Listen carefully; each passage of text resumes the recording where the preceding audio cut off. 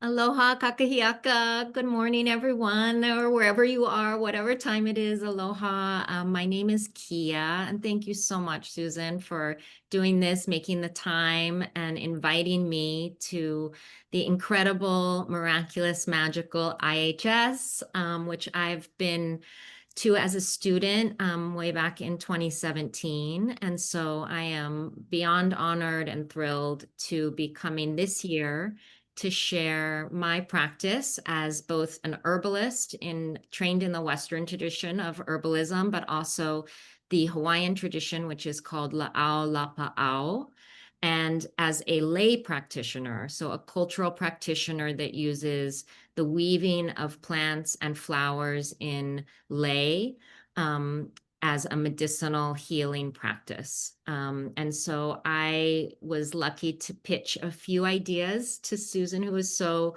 embracing of them. And I'll be teaching 4 different classes, one intensive, 2 morning more movement-based classes, and then a normal class just in the schedule of classes. A little bit about myself. I was born actually in Colorado, but my father's family is from the island of Kauai. So the Kauai is the furthest western island in the Hawaiian archipelago. And his family actually was both Mandarin Chinese and Polynesian. So my blood from that side is Polynesian China. And then my mother's side of the family is Irish, and she's from Ireland. So I feel I've been drawn to plants my whole life because the Celtic tradition of plants and trees is strong in me, as well as the Polynesian side. And I grew up a lot on the island of Kauai, um, working with plants, making lei. And then it was really when I was about 12 years old, I was told by my kumu there. Kumu is a traditional teacher. Um, it means the source. Like it can also be used to say kumu of a water source. So your kumu is very important. It's the source of knowledge, the sustenance. And my kumu told me I could not practice herbalism or healing until I turned 40 years old. So I kind of put that aside, and that is the tradition. And she said, go out, get other degrees, do other things in your life. You'll come back to this. But it's about respecting the eldership of people and understanding that to be a healer, you have to have lived some life. So actually, the path of herbalism for me came a little later in that way, but I always have been studying, knowing that it was inside of me and that it would be something that I would come to in my later elderhood, which now I have. So for the past 10 years, I have been practicing La'au Lapa'au and herbalism on the island. I specialize in women's health from puberty to postmenopause, and I use both Western herbs and traditional Polynesian, Hawaiian, Pacific Rim plants in my practice. I grow my own plants. I make my own remedies through that, teas, infusions, tinctures, and hydrosols. So I am a lover of aromatic medicine and using hydrosols in that practice, which bridges me right to my lei making. So lei making, just to say, and this is something I'll be offering in the class, but one of the many tragedies, of course, of colonialism was the loss of traditional knowledge related to many cultural practices, of course, medicinal plant practices, and then healing through flowers and plants in both lei and hula. So we've had such a sad legacy of having people not understand that our cultural practice of hula is not an entertainment, and the wearing of lei is not simply an adornment. In the traditional culture and healing practices of our people from Polynesia, and then as they migrated through the Pacific and landed in Hawaii, lei making was originally a ritual that was both healing in of itself and then the wearing of medicine on your body placing plants and flowers on the body directly was a sacred and serious healing modality. And so, one of my goals in my healing practice of lei making is to retrieve that and teach that and make people realize that medicine comes in all forms, and it comes even if you are just placing it on yourself and breathing as a veil as the aromatics heat up from wearing a lei po'o. And you're breathing it into your respiratory system, as an example, into your limbic system. These are powerful ways plants affect us and get into our body, our bloodstream, and our spirit, of course. So the energetics of lei making is a big part of what I share in my teaching practice on the island and with newcomers. Awesome. Yeah, I love that. I know we were talking earlier and you were talking about taking the class, working with um, flower baths from Haiti. And of course, Rosio has taught many classes at the International with flower bathing from the Amazon. And I was recently in Jamaica staying with a maroon Jamaican healer who, really, when people are sick, they come and like stay in this hut that she has prepared um, for that purpose. And the person lives with her for a week or 2 weeks, and then she prepares these herbal baths. It's so beautiful. And in Polynesia, the bathing with flowers, bathing with lei, and Mm, actually in the reef system, using seaweed and sea plants in lei making and then bathing with them. wow. It's an ancient and old tradition that is now being revived as well. And you would, of course, understand in that water exchange and the hydro um, philic nature of our bodies that we would be able to absorb amazing chemical constituents through those Mm-hmm. practices. And one of my earliest apprenticeships that I was really privileged to do was on the Navajo reservation and in sweat lodges for puberty and for cancer patients. And so that's an example again of steam Mm-hmm. plants in the soft sweat of the women's lodge being used and being inhaled and being placed on bodies. It seems to be in all cultures around the world, right? The laying on our bodies with plants. Right, right. Uh, Oh, right, right. Like when you think of like Ayurvedic, right? I mean, yes, I yes, yes. mean, we could just go example to example, but it is really fascinating. And I do feel like it's more a practice of movement, it's more fluid, and it's something that, you really have to create that time and space for. It's, And then making it yourself. So yeah. teaching others to, and that about herbalism is always so simpatico, which is Mhm. making your own medicine, growing your own food. This is the power that really then heals us. And so making your own lei and wearing that lei, not going to purchase it or not thinking the authority is outside of myself. Mm-hmm.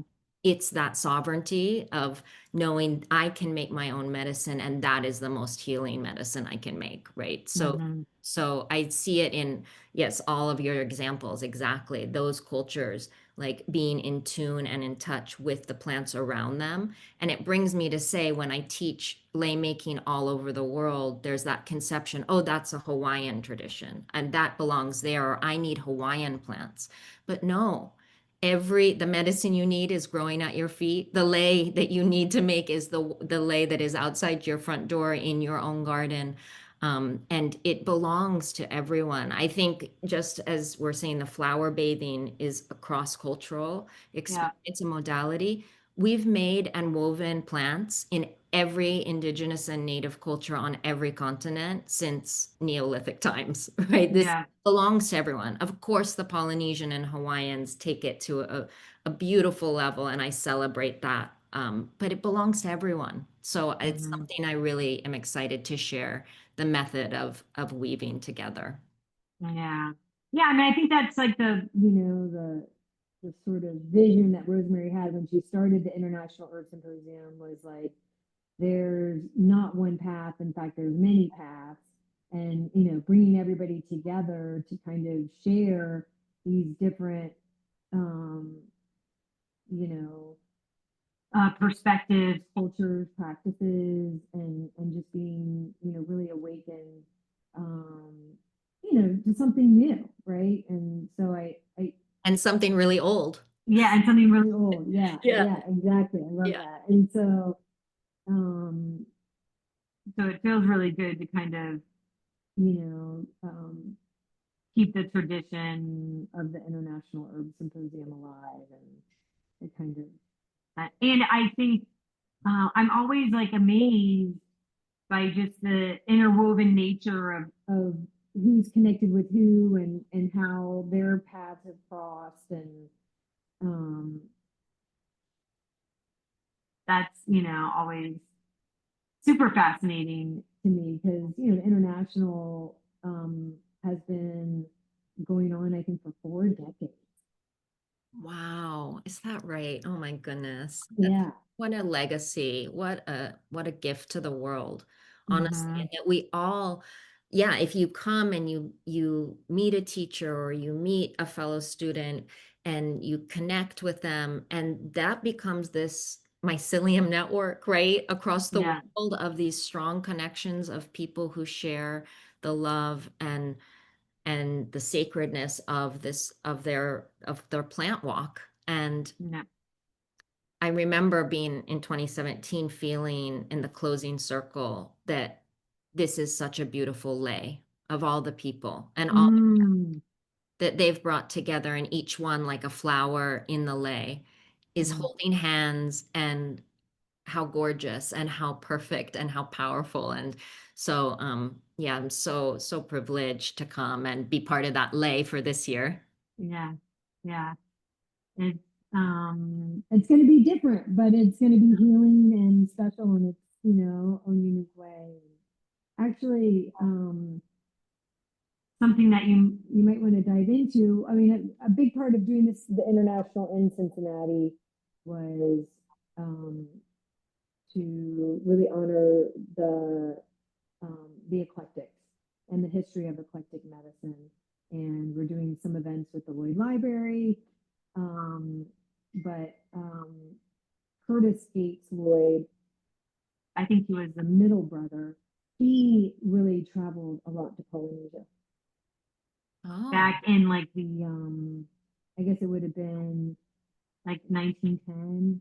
oh my God. Um, so that would be, so anyways, and he brought, a lot of that knowledge and information, and wrote about it, some photography. It really had a big, impact on his life. Um, so anyways, it was just, I mean, the eclectics were doing the same thing we're doing now today in their own, way, trying to learn all about medicinal plants and healing traditions. And um, so I'm really hoping um, that we kind of reawaken the spirit of the eclectics and Mhm. that legacy. Um, so that's, And imagine just at that time the cost, I mean the cost in all these levels, right? To do that kind of travel and outreach, and we take it so for granted now, yeah, right? yeah, That and right. I can just fly, and that or we can all be connected through social media, and that knowledge is somehow just out there. But to those grandfathers and grandmothers who went out and sought out and knew that there was truth in other places and Yeah. didn't come to impose their truth, but came to gather truth and share Hmm. it. it's unfortunately few and far between. En masse, it was a different story, of course, but for plant people, there seems to be an understanding of that. Absolutely, right. Like when he went on a trip, it was like a year long, and there was Yeah. weeks and months involved in, a train to get to California and then a boat Yes. and Yeah. then Amazing. so and then really letter writing, exchanging Right. letters and drawings and images, trying to put those pieces of the puzzle together. And Mm-hmm. so, yeah, there's a lot of individuals, before us that kind of, you know, that came before us and why we're like in this position to share so much information and knowledge with each other. Yeah. So anyways, that's like a little spark that I hope people, get re-inspired.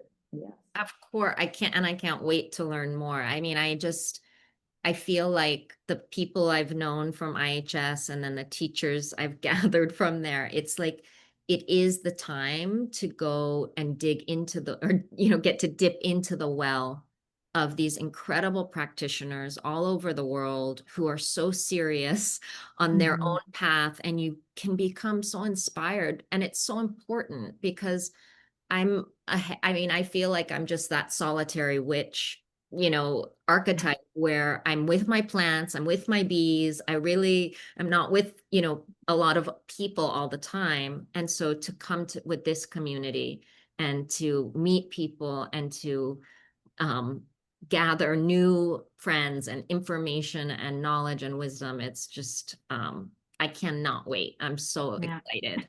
So, yay, thank you so much. And to Rosemary, who's just, I mean, she is legendary already Mm-hmm. in her life and what she's given. And so I'm so honored. Yeah. Yeah. It's awesome. All right. Well, thank you so much. We look forward to seeing you in Cincinnati. Can't wait. Aloha, everyone.